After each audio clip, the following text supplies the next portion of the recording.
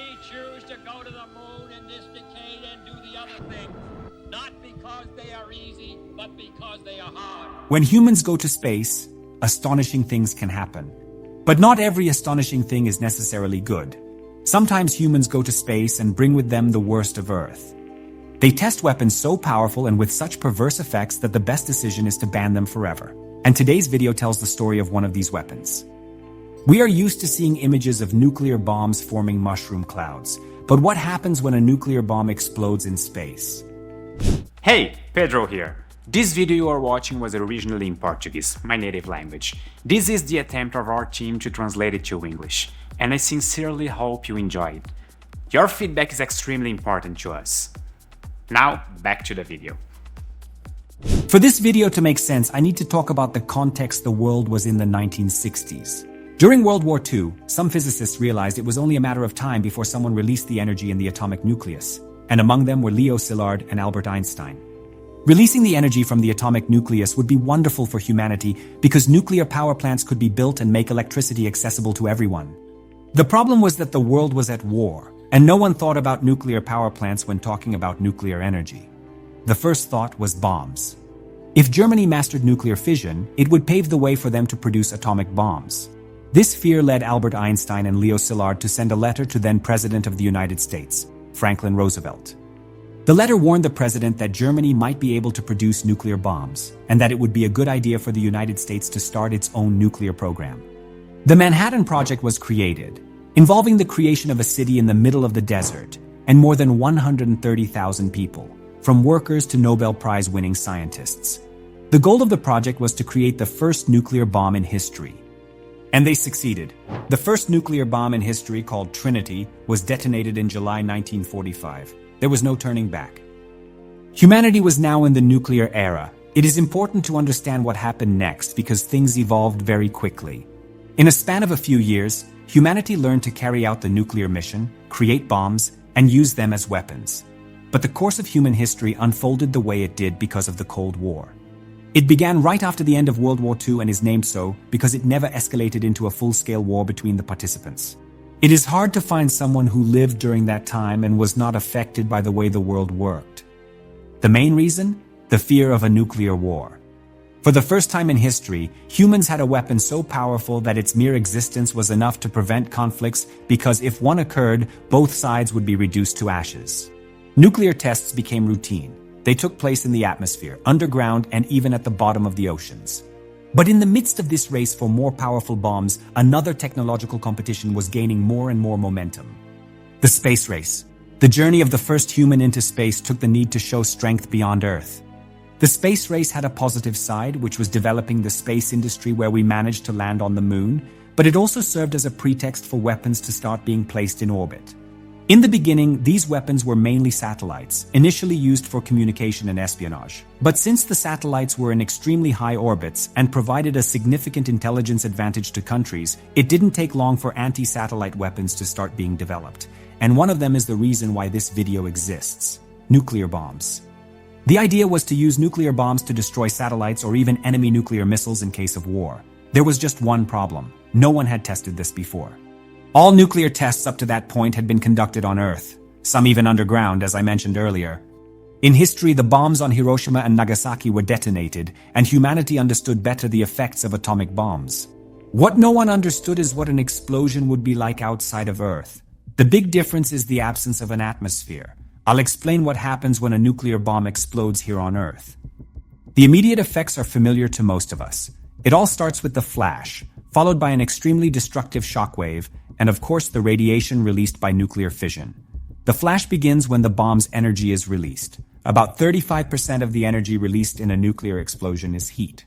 It heats the surrounding atmosphere to temperatures similar to those found inside the sun, millions of degrees Celsius. And then the atmosphere itself starts to glow from the intense heat. This energy pushes the atmosphere away in all directions. This happens so very quickly and highly intensely that a wall of extremely compressed air forms. This is the shock wave, responsible for most of the initial destruction of a nuclear explosion. And at the same time, as if all this weren't enough, we still have the release of radiation. And we can divide this radiation into two types: initial and residual. The initial radiation occurs within the first minute after the nuclear bomb is detonated. It is primarily composed of gamma rays and neutrons. The detail is that it decreases in intensity as we move farther from the initial explosion. And one of the reasons is the atmosphere, which serves as a barrier that prevents it from spreading even further. And the residual radiation, the second type and more enduring, is mainly formed by the debris left over from the explosion and contaminates large areas. And this is the radiation that can last for decades, as is the case with the place where the Trinity test happened, which still emits an extra amount of radiation that can be measured. And with that, you now understand enough about the effects of a nuclear explosion here on Earth, which is also called an atmospheric nuclear explosion. Now you are prepared to understand what happens when a nuclear bomb explodes in space. The main difference in space or at high altitudes is the absence of the atmosphere. Let's look at the three effects of an atmospheric nuclear explosion. The first is the flash, the second is the shock wave, and the third is the radiation. I will start with the flash. In atmospheric nuclear explosions, the flash is mainly formed by the air heated around the detonation. Since at high altitudes we don't have an atmosphere, or if we do, it's very thin, this changes things quite a bit. We still have an initial flash because of the heat and energy generated in nuclear fission, but it lasts less. The shock wave, which by definition is indeed a mechanical wave that requires a medium to propagate, is extremely attenuated at high altitudes and practically non-existent for nuclear explosions outside the atmosphere. And this brings us to the last item on the list and probably the most affected, the initial radiation. Remember when I mentioned in atmospheric nuclear explosions, much of the initial radiation is absorbed by the atmosphere, acting like a shield? If you take the atmosphere out of the equation, you remove that barrier. And in fact, the radiation from a nuclear explosion in space not only lasts much longer, but also remains dangerous over a greater distance. Let's suppose that two identical bombs were detonated, one on Earth and the other in space. And let's say that, here on Earth, the distance to absorb a lethal dose of radiation would be 5 kilometers. In space, this distance would be much greater, let's say around a few dozen kilometers. But the biggest difference is probably the significant electromagnetic pulse phenomenon, and it is almost exclusive to nuclear explosions outside the atmosphere. The bomb explosion releases large amounts of gamma rays, and this is true both inside and outside the atmosphere. But in space or at high altitudes, gamma rays are not absorbed as much as they are here on the ground. The result is that the extremely energetic gamma rays generated in the explosion deposit their energy into the atoms and molecules that make up the upper layers of our atmosphere. This strips away the electrons and separates the atomic nucleus, generating ions, which are nothing more than charged particles. And these charged particles, in turn, accelerate and move influenced by the Earth's magnetic field, creating electric currents that generate radio waves. The effects are quite similar to those of a solar storm, which, if you're interested, I have a video about here. The effects of an electromagnetic pulse can range from interfering with communication to destroying electronic equipment in space or on the ground. And that's exactly what happened during one of the tests. I would love to say that this video is just theory, and that nuclear bombs have never been detonated outside the atmosphere, but that's not true. The United States and the Soviet Union detonated several bombs at high altitudes, including during the Cuban Missile Crisis, which was probably the most critical episode of the Cold War. The world was on the brink of a full-scale nuclear war. The most famous and powerful test conducted in space to date was Starfish Prime. If you were on the ground 1,450 kilometers away, you would see night turn into day. It happened on exactly July 9, 1962, at an altitude of 400 kilometers. A little higher than the altitude of the International Space Station's orbit. The bomb was around 1.4 megatons, almost 100 times more powerful than the one dropped on Hiroshima, but no one expected its effect.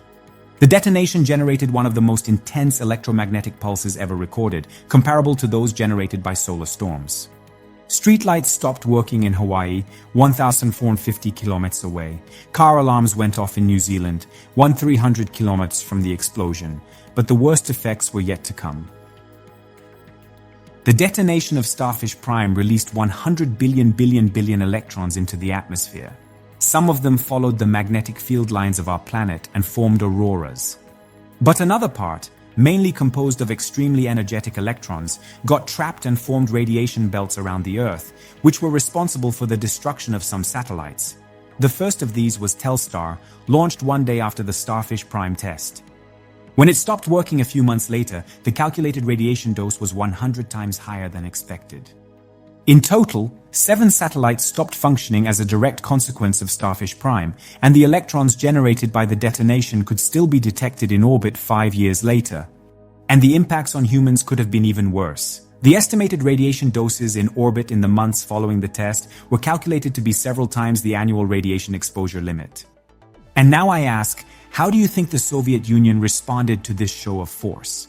The nuclear tests in space revealed a horror that until then was just science fiction. The war no longer had boundaries. Its consequences could even affect space and our ability to leave the planet. Even if you were a neutral country, the sky above you was not free from becoming incandescent. In response to the American tests, the Soviet Union implemented Project K, 5 high-altitude nuclear tests. And the worst of them happened on October 22, 1962, right during the Cuban Missile Crisis. The bomb used had 300 kilotons, much smaller than Starfish Prime, and the altitude was practically the same. The difference was the location. The test was conducted over the continent in a populated region.